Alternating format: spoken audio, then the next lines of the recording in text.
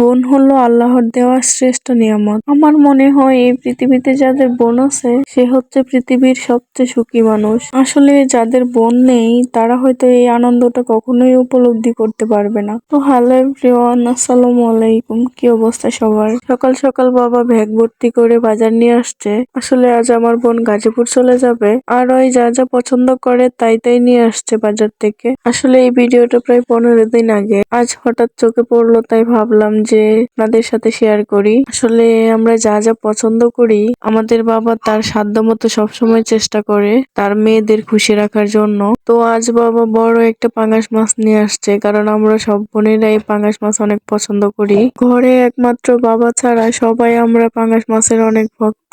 এদিকে আবার বাবা বাজার থেকে টাটকা কিছু সবজিও নিয়ে আসছিল।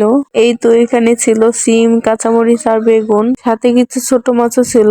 এই মাছগুলোকে আমরা মলা মাছ বলে থাকি, আপনারা কি বলেন অবশ্যই কমেন্টে জানাবেন। তো আমরা মা মেয়ে এখানে বসে মাছ কাটতেছিলাম, তারপর দেখি বাবা আর বোন আয়নকে নিয়ে আমাদের কাছে চলে আসছে। আসলে ফ্যামিলি সবাই একসাথে বসে কাজ করা, গল্প করা, আড্ডা দেওয়ার মজাটাই আলাদা। এই অনুভূতিটাই অন্যরকম।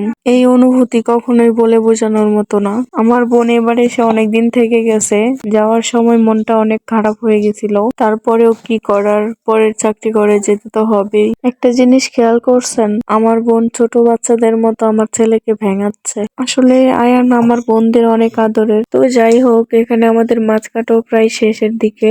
আর এদিকে আবার আমার বোন আয়নের কান পরিষ্কার করতেছে। আয়নের কান পরিষ্কার করতে গেলে ও এতটা ভদ্র হয়ে যায় কি বলবো, এত ফিল নিয়ে কান চুলকাতে দেয়, একদম চুপ হয়ে থাকে, মনে হয় যে ওই ঘুমিয়েই যাবে। দেখেন ওই পোড়া চোখ বুঝে মনে হয় ঘুমিয়েই যাচ্ছে। এদিকে আবার একটা জিনিস দেখেন, আমি পাঙ্গাস মাছটা কাটার পরে দেখি বড় একটা ডিম বের হয়েছে পাঙ্গাস মাছ থেকে। আমি তো ডিমটা দেখে অনেক খুশি হয়ে গিয়েছিলাম, কারণ মাছের ডিম আমার ভীষণ পছন্দের। তো আমি মাছটা কেটে চলে আসলাম রান্না করতে।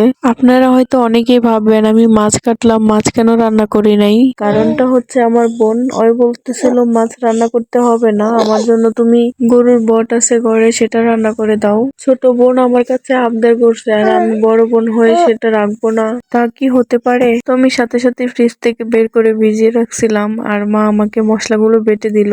তো আমরা গ্রামের মানুষ সব সময়ের জন্য মশলা বেটে ফ্রিজে রাখি না, যখন দরকার হয় তখনই বেটে রান্না করা হয়। তো আমি বুড়িটা রান্না করার জন্য কড়াই বসিয়ে তাতে পরিমাণ মতো তেল দিয়ে দিলাম। আমি এখন তেলের মধ্যে গোটা গোটা কিছু পেঁয়াজ রসুন দিয়ে ভেজে নিব। পেঁয়াজ রসুন গুলো হালকা ভাজা হয়ে গেলে আমি এটার মধ্যে দিয়ে দিব তেজপাতা, লং, এলাচ। তারপর আর একটু ভেজে এর মধ্যে দিয়ে দিব আদা বাটা, রসুন বাটা আর হচ্ছে জিরা বাটা। এগুলো আমি আবার তেলের মধ্যে একটু ভালো করে ভেজে নিব। ভাজা হয়ে গেলে এর মধ্যে দিয়ে দিব অল্প একটু পানি। এখন আমি আস্তে আস্তে বাকি সব মশলাগুলো দিয়ে দিব। প্রথমে দিয়ে দিলাম হলুদের গুঁড়া, তারপর দিয়ে দিলাম মরিচের গুঁড়া আর শেষে স্বাদ মতো লবণ দিয়ে আমি এখন মশলাটা ভালো করে কষিয়ে নিব।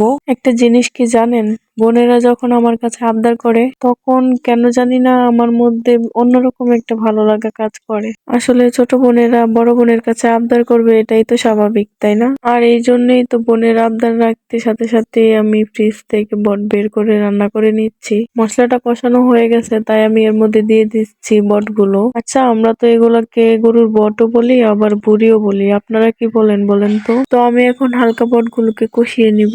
আর হালকা কষানোর পর আমি এতে দিয়ে দিচ্ছি পরিমাণ মতো পানি।